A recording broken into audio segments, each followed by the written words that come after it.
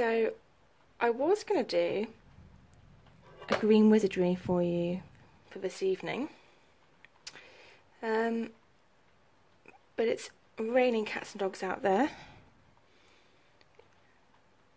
It is wet howling, as Scots would say, so I don't fancy it. My plan was that I was going to go outside and put some new bedding plants into my hanging baskets for winter, because my bedding plants, my hanging baskets didn't do very well this year for all sorts of reasons, and I thought I'd get a head start on putting in some winter colour.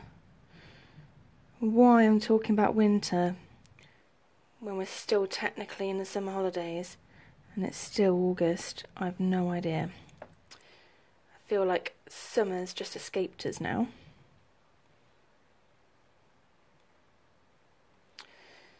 But basically, I figured I'd stay indoors, I'd stay dry, and I'd do something else. So I'm doing this. This is a pyrography commission that I've taken on. I'm quite new to pyrography, so I was quite grateful for the commission because it means that I get to practice and improve. So I'm basically doing this one just for cost of materials, to be honest.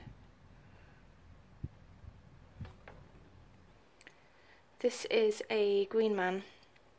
I was given a sketch, and it was quite a rudimentary sketch. There wasn't a lot of detail, but what I did get was a real sense of the character and the way that this person had imagined the Green Man.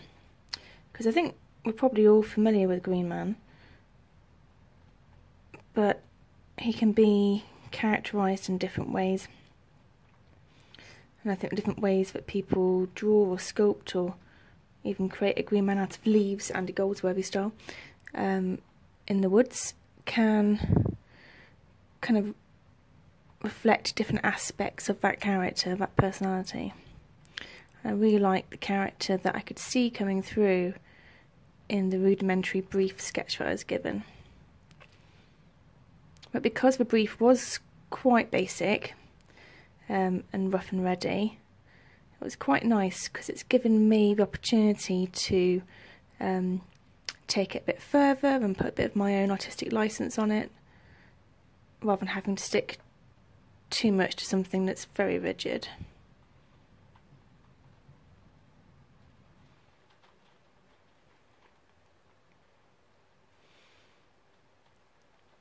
So this is basically doing a bit of texture here, but it's mostly a line drawing that I'm doing. Lots of bold, thick outlines. And that again came across in the sketch, so it's something that I chose to retain for the finished piece.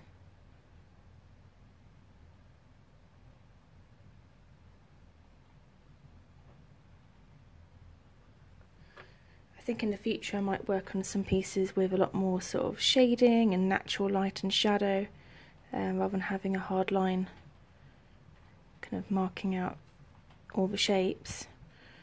But I think it'll be quite effective for this one.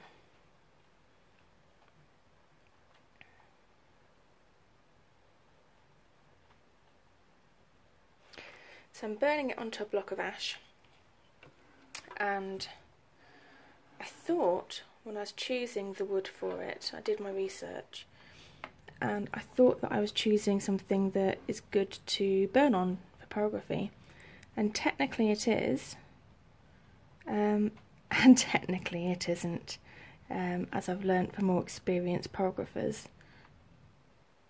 It's a very hard wood, so you need to have a really good tool, and I didn't. I had a £10 Hobbycraft tool,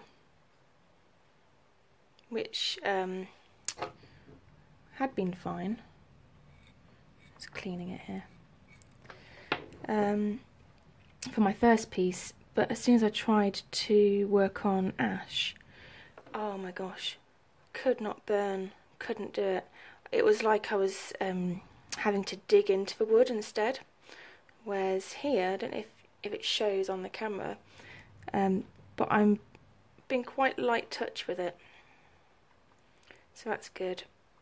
Another downside of using ash is that it's very heavily grained, which is a real shame because I really like the texture and like the grain on the wood.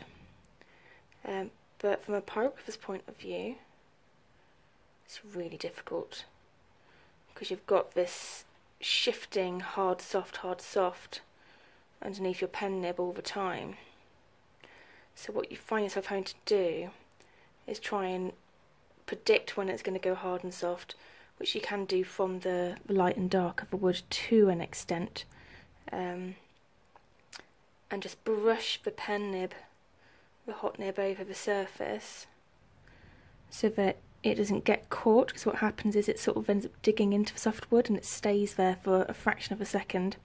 When you get these blob burns, which is not very attractive and ruins the smoothness.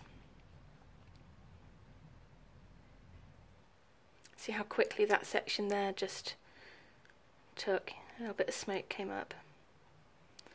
I'm using a different texture for the acorns though to the fine lines of the rest of it. I'm not having to be very smooth here because I'm trying to create a little bit of texture.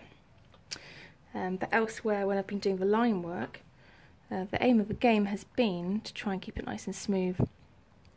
So I'd have to go back over sections of hardwood to bring it in and make it darker, and team in with the softer sections, which would go dark instantly.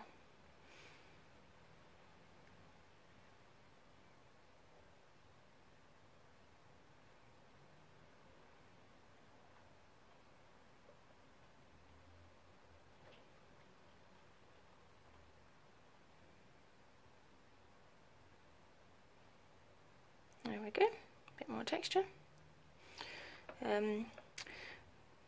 So the client originally wanted oak, but when I looked up the price of oak, oh my gosh, the price of oak. I mean, it's probably not surprising. It is a highly valued wood, but it was prohibitively expensive, and I couldn't justify the cost of it. I couldn't have asked the person asking for me to do it to pay that price. So I looked at other woods, and like I said, I thought ash would be a good option. I quite like it for the folklore that comes with ash.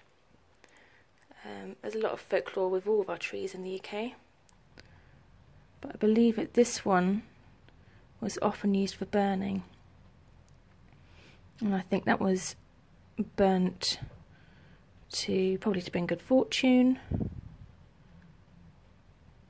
If you know more about it than me, feel free to comment. Let me know, I'd be interested.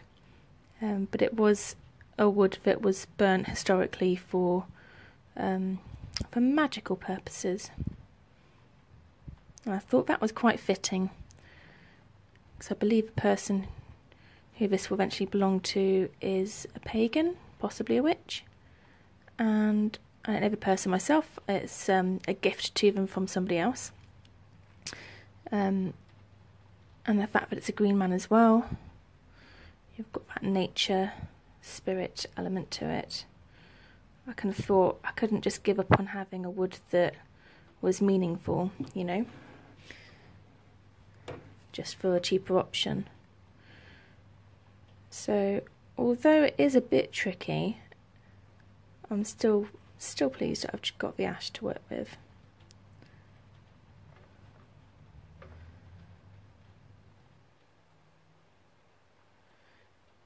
And to be fair, given I am still learning, the variance of grain is useful for me because it's giving me a very steep learning curve and it's teaching me some valuable lessons.